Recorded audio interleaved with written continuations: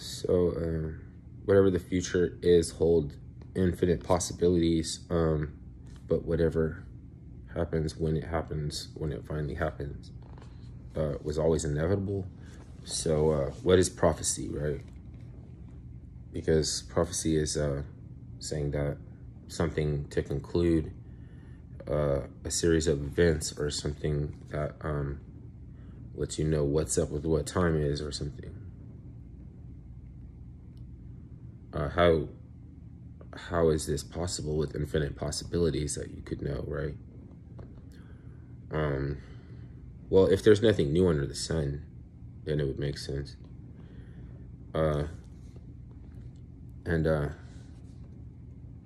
Once the prophecy is fulfilled, then the demiurge has like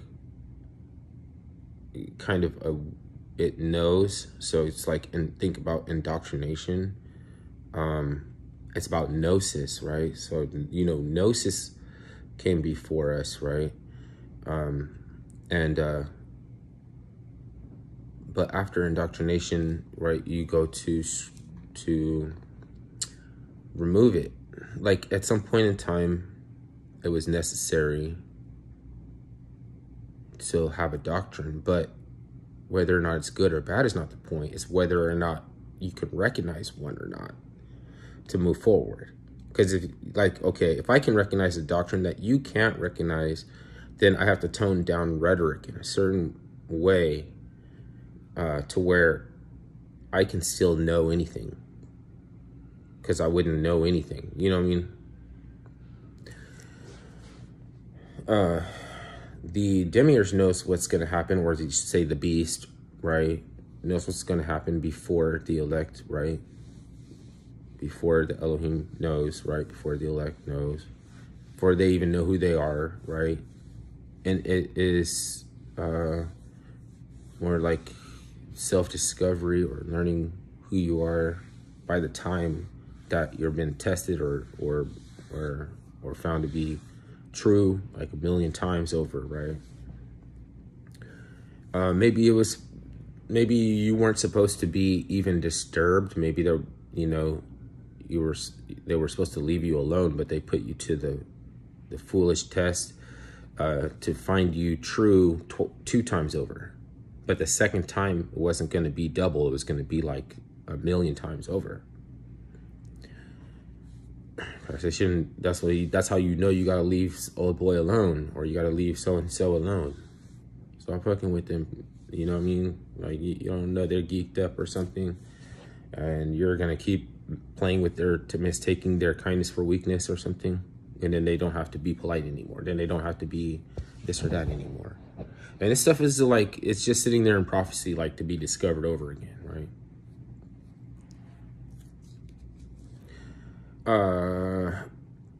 And yeah, it would be something like a demiurge or a cosmic joke, or something that is a setup for you to become evil. Because you can't really have, there's no such thing as an evil nation. How do you have an evil nation? Like, there's the Ammonites, right? God ordered them to be destroyed, right? It was like, even the kids, like, what? Doesn't make sense today. Like, how do you think like that and how is savagery? Don't take to me literally, because you know what I'm saying, like there's agencies that will toy with you, and they'll even help you and along with your insanity. That's not agency, but they're describe what we call them agency, but it's like the lack of agency. And maybe they're cultivating a type of plausible deniability that they need you to nurture for them. It's like you're an extension of my organization. You're an extension of my organization. I don't have a stomach, right? My food is digested by a membrane that, you know, it crawls around, or it flies around, or it does its own thing, and it eats whatever it eats, and then I just track them down, and just like a Capri Sun, I take my little straw and poke it in and just suck the juice out of it. That's possible for when, you know, what is an organism? Like an ant hill is one organism, right? A whole ant colony. And then, you know, they got zombie ants and zombie snails and shit. And supposedly when those birds, right, let's say a zombie snail is going along, it's having a rave. You know, you look at the zombie snail on YouTube, right? Its eyeballs are like dancing like a rave. It's like doing crazy light and stuff. Like you wouldn't believe this shit, but that's actually the maggot inside the slug's eyeball, and it has these like palpitations, and it sends like colors going back and forth and shit. It's like doing a rave, right? And a bird will come and peck out the eyes and eat the maggot and start the cycle over and over again. I don't even think it harms the bird. Like the parasite lives in the bird's ass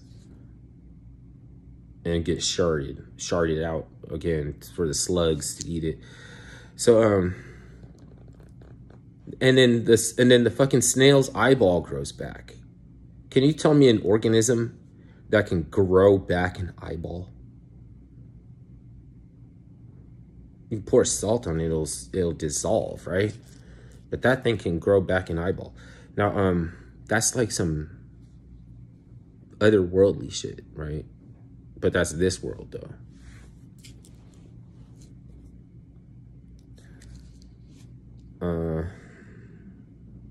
And there's still no sinister motivation. It's to the extent that you can organize that you can be evil. What does evil mean? Does that mean wicked, is bad, or you to be shamed? It doesn't mean any of that. It just means precedent. So to the extent that you can organize is the ability you have to be evil. Just means that nothing's new. And there's nothing new. Man has done everything you can imagine. Man, woman, mankind, whatever. And so there's only a necessary, so death is a necessary means to an end because we've done everything. You just have to think about it in different ways, right? If there's no sinister motivation, then what is all the wicked, you know what I mean? Well, we have a word evil, but we use that to describe everything wicked, right? Depraved indifference would be like, you know what I mean? Like a, you know, narcissistic, pathological, sociopathic, depraved indifference is a form of ignorance. So where somebody doesn't know how to redeem their soul for the perspective they came here to get. You don't know how to redeem or transmute density. So you're dense, so you're retarded. And then have intelligent people that are also retarded because of how they figured out something. Like, it's like there's something intelligent, but it's foregone the basis or the origin of all logic because they didn't have a Christology. It's like a conveyance or an expression, like soul is expression, you know what I mean? Like a conveyance would be like a way to communicate. And I could be jealous of a way to communicate. If somebody has a really excellent way to communicate, I can become envious. You can even want to steal it. You can want to borrow it. You can, you know what I mean? All this. Everybody borrows hip hop. So you're going to have like people across the aisle from each other, you know, like Hamas hip to fucking North Korea and Xi, like, you know what I mean, like Xi Jinping, and like they're like all everybody. So it's like,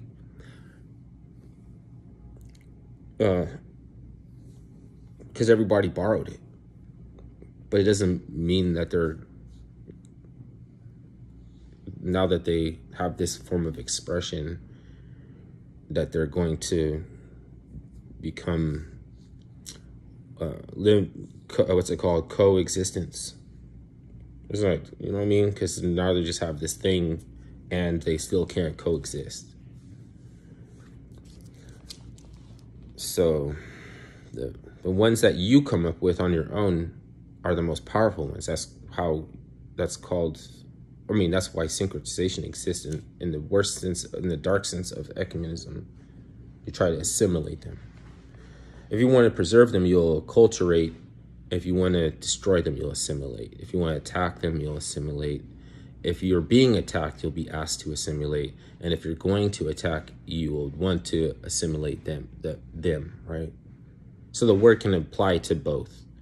The victim and the victimizer can both, you know what I'm saying, by assimilation, it could be an attack. It's just like a cloning attack. You're trying to clone. You think, oh, that's in technology that we don't have. You don't understand cloning then. If you think that's a technology we don't have, you don't even need any technology. Like, there's no physical aspect of the technology. But it is a technology. It's high-tech assassination. People lose the meaning of this shit and want to quibble. Because they don't want to face something in themselves to provide atonement for. They don't even want to give atonement to themselves. They don't want to have it. They don't want to have a perspective. They want to run away. I'm not complaining or lamenting like somebody's doing this to me right now or something. Because I could even be guilty of this too. I don't want to be. I want to be preserved in my ignorance, mercifully, because, that's what happened anyways. I was obviously preserved in my ignorance. If we were on a wartime footing, I would have been killed. I would have been excoriated. It would have gone down. It would have gone down. But because we were in peacetime, you get more chances. People are allowed more chances to make mistakes. That's how you know it's wartime, because the inexperienced, people that haven't seen everything that it's still something new to them. And they don't get the experience of remembering that nothing is new. Then there's, they still think there's something that they want. Because before you came here, you couldn't imagine that there's a way to counterfeit, or people that would be counterfeiting spirit. But now if you look, what is spirit cooking, right? It's not almost the same in a sense as those are like people that are sociologically affected by this manufacturing of consent and cultivating of plausible deniability, that they came to regard like kind of the same processes of doing this, in a sense that you're just smearing blood and shit on the walls. A lot of criminally insane people do that too, and so does Abramovich and Podesta. Does Podesta have power? He's scared of a fucking drunk wench throwing shit. He belongs to some drunk bitch. Torment him. But, he got invited to the spirit. Something, yeah, you invited to it. You know what I mean? To get a mind meld by some bitch wanted you to stare directly up her cooter all day. That's what Abramovich likes. You like somebody to stare up her cooter like you think you're looking at a fucking work of art like Georgia O'Keeffe painting fucking orchids or something like that. No, it's just a dumb Azerbaijan witch. It's the gypsy. It's just a gypsy. I don't know. But that's hip, what I'm saying? Trying to make, trying to turn hip hop into a venue for fucking porn or some shit. Like, they're really just like, Adam 22 or something. Try to introduce the culture to porn. But like, you don't think you could just get away with doing anything. It's just like anything. You can adopt a culture you don't know anything about and then attribute it to something that it wasn't. Like, that's just mainstream, just novelty crap. You're just trying to turn something that was great when Somali culture had it into fucking novelty crap. And then he gets charged with, he got charged with trafficking and shit.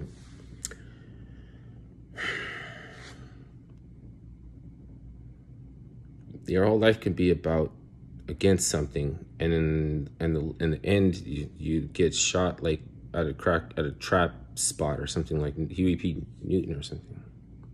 It's like, because there's still like there's a grip on something, like has you may want to deliver to future generations from something, and it still has this grip on you. So a lot of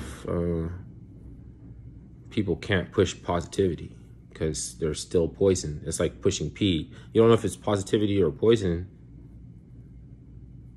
unless you're contributing something to a platform, like, or contributing something to a position that on a wavelength that is being received. So they have to understand, that's a success, and then by doing that, they're actually being deliverance. That's how you know it's working, right? Like Cirque du Soleil, or you could start an acting company, or you have to have something that replace something. Add one, remove one. It's just like yin and yang.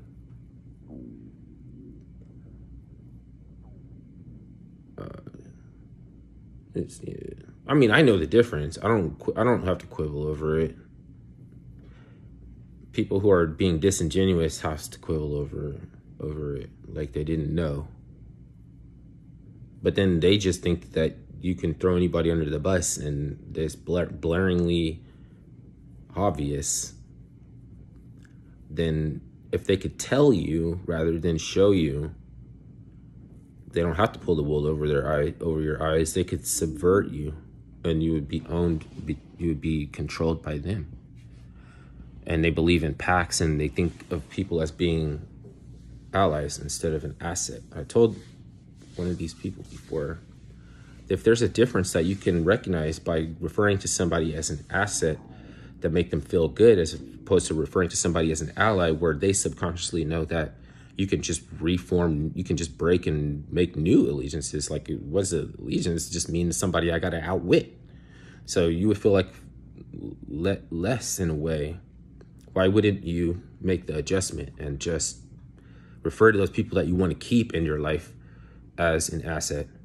Because doesn't they say that was make them feel like meat? No, that's what a groupie gold diggers think, but it's not what you know. And then they'll admit it. They'll be like, yeah, you know what? You're right. It does. I do get a good feeling from somebody referring to me as an asset. What the fuck? And, it's like litigation right now to try to refer to utilities as assets too. So like the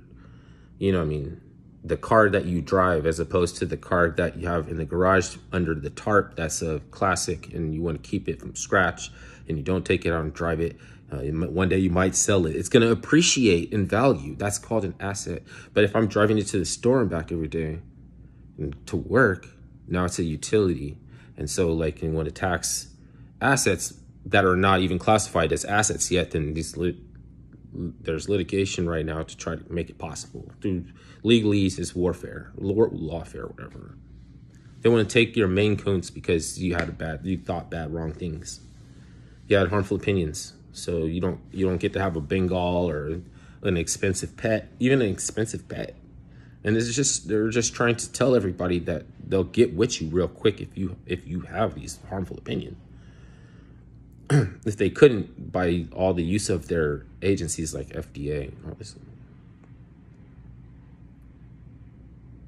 Because that, reach. What has more reach than those? It would be like something subconscious, right? Where even you have to chastise yourself for when you don't think along those same lines, right? It's just a way to, without fortitude and any redeemable characteristic, to go forward in a way that gives the appearance of genuine and mindfulness. And I'll even tell you, it's like something I'll have you know that I'm just being mindful, right? That's why, and you don't really want to waste your time rationalizing with those people and informing them how you understand in order to protect your own sanity. That's for you. And like, in order, because you don't want to have micromanaged and to oblivion and have all of these slave systems piled up, and you have to do everything so specific to somebody's standard who doesn't even like you, doesn't even have your interest, and you can fucking, they'll try to game your genome at the same time as you're finding the fucking spike protein and mucus related to some side effect of something that you don't even seem like it's related. You know what I mean? It's like, you know, there's plausible deniability that to the vaccine that the cause of whatever is wrong with you. You know, and you're just going to keep finding out little by little, like little by little by little, until the media reverses their stance. Now, I shouldn't have called them media, because media is a way to preserve mythology and technology and the sublime mythology. Different forms of media, like, or also the technology for distilling spirits, and that would be in the category of tradition.